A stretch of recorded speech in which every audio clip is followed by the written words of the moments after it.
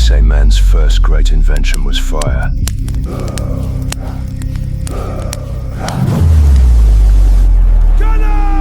Or perhaps the wheel.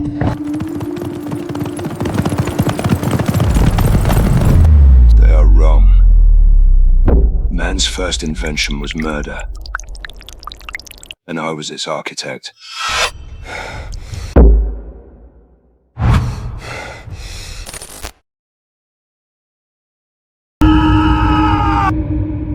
I killed my brother because his light made my shadow unbearable. I did not kill him out of hunger, nor in self-defense. I killed him for the fire that was burning deep inside me, upon seeing that heaven smiled down on him. While to me, it only returned the echo of my own weariness. I am Cain. And this is the chronicle of how I turned the land I loved into a graveyard. I was born with the weight of a crown that no one asked for. My parents, Adam and Eve. They looked at me as if I were the promise of a return to the home they lost. But I did not know Eden. To me, the world was not a garden of delights. It was a quarry of stones and an expanse of stubborn land that only yielded to sweat and iron. As the firstborn, I learned that life is a transaction. Blood for bread, effort for survival. My father taught me to read the sky, to know when to sow.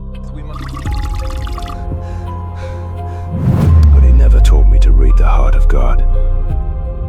I loved the order of the furrows, the precision of the harvest.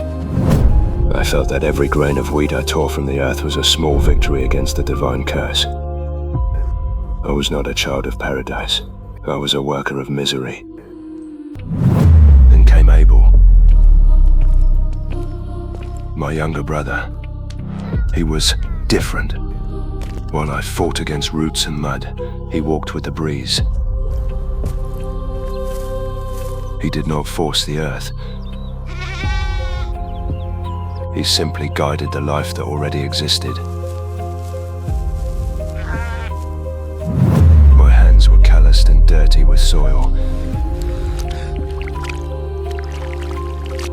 His were soft and smelled of wool and milk. We were the only family in the vastness of the cosmos.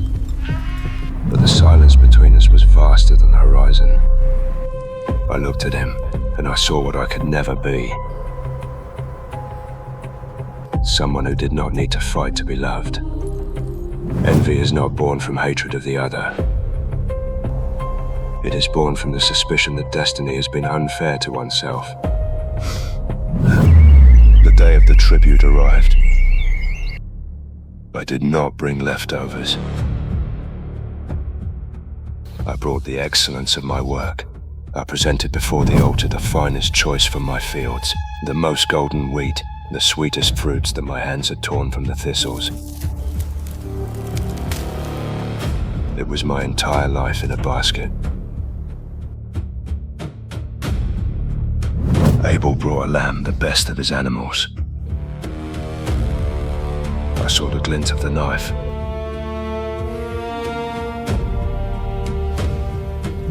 Heard the creature's last breath and saw the blood stain the stones. And then disaster struck. The favor of God descended upon the blood of Abel like a mantle of light. The smoke of his sacrifice rose to the sky with a grace that hurt me more than any blow. And my altar remained cold. My smoke crawled along the ground, heavy, bitter, rejected.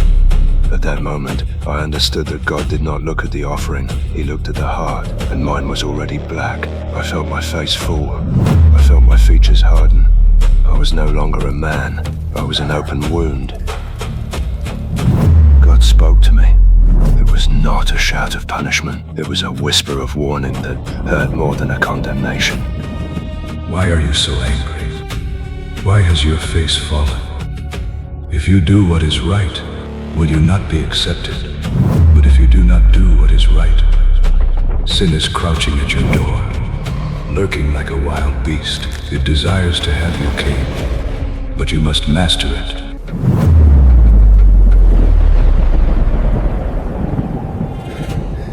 He was giving me a way out.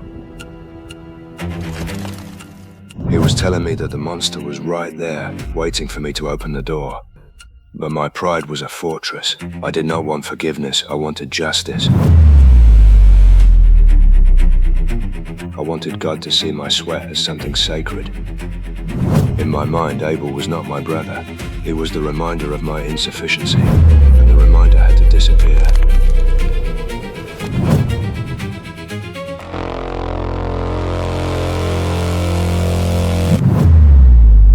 It was an afternoon of unreal calm. "Let us go out to the field, brother," I told him. My voice was firm, but inside it was a glass shattering. Abel followed me as always, with that blind trust that made my blood boil. We walked to where my parents' shelter ended, and the earth turned wild. There, between the furrows that I myself had ploughed, it happened. There were no words, only the blunt blow. I saw the surprise in his eyes, the absolute misunderstanding. "Why, brother?" His pupils seemed to say before going dark. Abel's blood did not remain on the surface. The earth, my earth, drank it with an ancient thirst. I stood there, my hands stained with the first forbidden red in history. The silence that followed was the heaviest the universe had ever known. Not even the birds dared to sing. I had broken the world. Then, the voice of God tore through the air and asked me directly. "Where is Abel, your brother?" And I, with a heart hardened by fear, responded with the first great lie in history. "I do not know. Am I my brother's keeper? But he cannot be deceived." His voice sounded again, this time with a weight that sank me into the earth. "What hast thou done? The voice of thy brother's blood crieth unto me from the ground. And now art thou cursed from the earth, which hath opened her mouth to receive thy brother's blood from thy hand. When thou tillest the ground, it shall not henceforth yield unto thee her strength. A fugitive and a vagabond shalt thou be in the earth." Upon hearing my sentence, I felt the weight of the world fall upon my shoulders, and I answered him in despair. "My punishment is greater than I can bear. Behold, thou hast driven me out this day from the face of the earth, and from thy face shall I be hid, and I shall be a fugitive and a vagabond in the earth. And it shall come to pass, that everyone that findeth me shall slay me." I felt a profound terror, the fear of being hunted like one of Abel's beasts. But God, in an act of justice that I still do not understand, sentenced me with a warning for others. "Therefore whosoever slayeth Cain, vengeance shall be taken on him sevenfold." And the Lord set a mark upon me, lest any finding me should kill me. And I went out from the presence of the Lord, with a broken soul, and dwelt in the land of Nod, on the east of Eden. I wear the mark, the eternal reminder that my brother is gone, and that I, the firstborn of man, am now the first stranger on earth.